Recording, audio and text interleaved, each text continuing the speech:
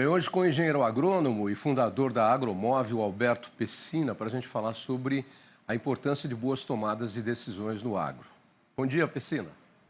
Otávio, tudo bom? Tudo bom. Joia para vocês. Na verdade, nós vamos falar de uma forma e uma tomada de decisão, porque tomada de decisão é importante em tudo, né? Na vida, no agro, na hora que você está decidindo uma partida de futebol, tomada de decisão é fundamental para que tudo dê certo. Mas nós vamos falar sobre um momento que é bastante delicado dentro do agro, que você tem uma ferramenta que tem uma expertise que facilita isso, que é a compra de insumos, a hora de comprar adubos, né?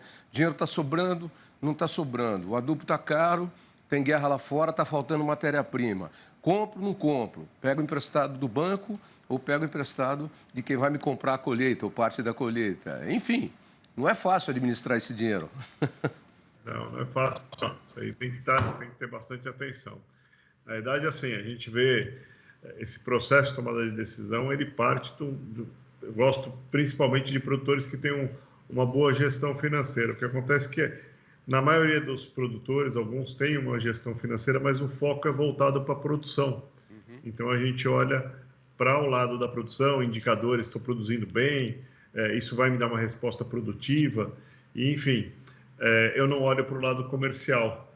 E a gente sabe que, às vezes, uma alta do adubo, mesmo que ele gere uma produtividade boa, se a relação entre a compra dele e a venda dessa produção num valor significativo, se essa relação não for bem construída, a sua margem de lucro, mesmo aumentando a produtividade, não vai ser boa, porque você errou na compra, você errou na construção da margem de lucro. Então, essa é uma decisão que tem pegado muitos produtores aí em todo o Brasil. E como é que eu administro isso diante de tantos fatores que nós temos, multilaterais, que pesam diretamente, né? Choveu demais, não choveu de menos. A Ucrânia resolve a Rússia, não a Ucrânia. Foi a Rússia que entrou em guerra com a Ucrânia, não a Ucrânia com a Rússia. Vamos colocar os pingos nos is aqui. Mas aí, tudo isso acaba influenciando. O preço da tonelada tá baixo, vai ficar melhor? Não. Como é que vocês juntaram tudo numa ferramenta? Esse primeiro passo, né, é muito mais um entendimento e uma construção para que a gente possa tomar uma boa decisão. E a boa decisão vem, bom, qual é a boa relação que eu busco? Se eu não sei qual é a boa relação, se eu não sei o que eu consigo, o que eu tenho de meta para buscar, eu vou para uma negociação sem meta. E, poxa, eu vou para uma negociação sem meta, eu estou perdido, né? Então, e às vezes você tem duas situações de mercado que complicam. Uma situação poxa, eu estou aqui com uma relação, ela talvez não é melhor, mas e aí, o mercado tem tendência de alta ou tendência de baixa, né? Qual é a tendência do mercado? Então, às vezes, a relação não é ótima, mas a tendência é de baixa. Se eu não fechar, travar essa agora, ela tende a ficar pior. Então, eu devo tomar a decisão de proteger, ou eu devo tomar a decisão de só comprar um insumo e tentar surfar um pouco na alta. Então, essa é uma decisão muito difícil. A primeira é uma estrutura financeira que a gente constrói dentro das empresas, ao entender que ele tem os indicadores, ele tem bons números, eu começo a construir um painel de metas. Então, esse é o primeiro passo. O segundo passo é uma ferramenta que nós construímos, que ela projeta os preços. Diferente aí do mercado futuro, que muitas vezes ele é movido à expectativa. Então, se o mercado está muito baixista, às vezes ele cai muito.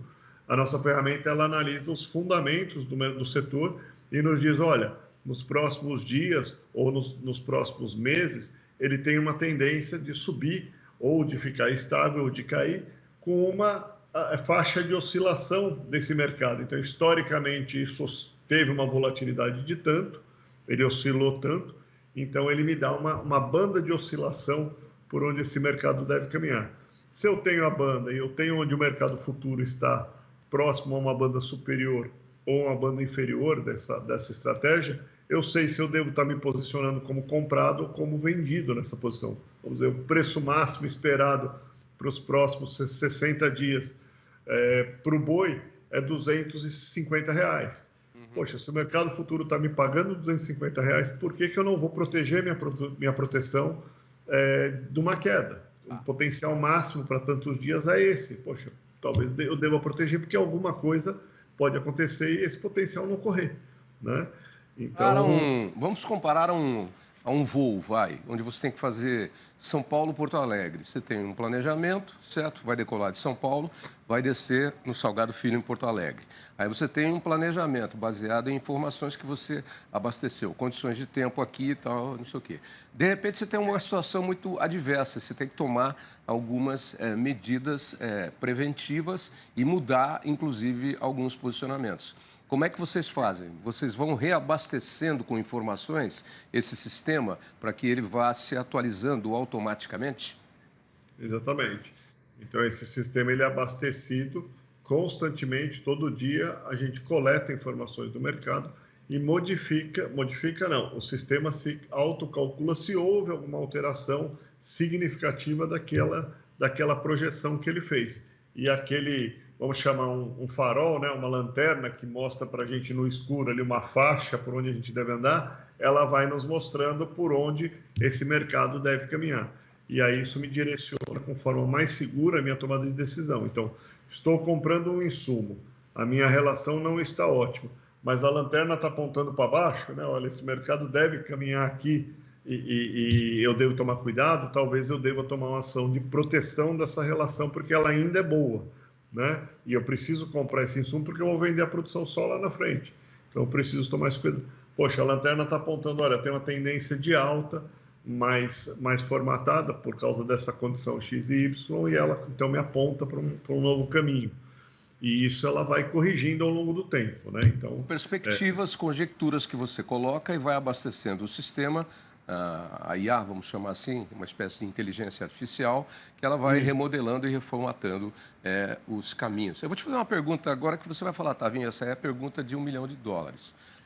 Qual é a margem de acerto quando... Mas eu tenho um porquê fazer isso. Qual é a margem de acerto quando eu estou dentro de uma ferramenta como a sua, que está constantemente analisando tudo o que está acontecendo no mercado, sob todos os aspectos, do que quando eu estou apenas na minha intuição ou nas minhas informações que podem ser escassas e muitas vezes não indicam esse norte ou sul que você deve seguir. Legal. A faixa que a gente coloca, né, de oscilação, ela tem um objetivo de capturar 95% de acerto. Então, eu tenho uma projeção central que me dá uma direção do mercado e falo, olha, ele deve andar por aqui, mas dentro dessa faixa. Então, além da direção, eu tenho duas faixas que falam o máximo e a mínima dessa projeção. Então, ela tem um objetivo de acertar 95% de acerto nessa tendência que ele coloca. Deixa eu fazer uma simulação com você aqui, vai.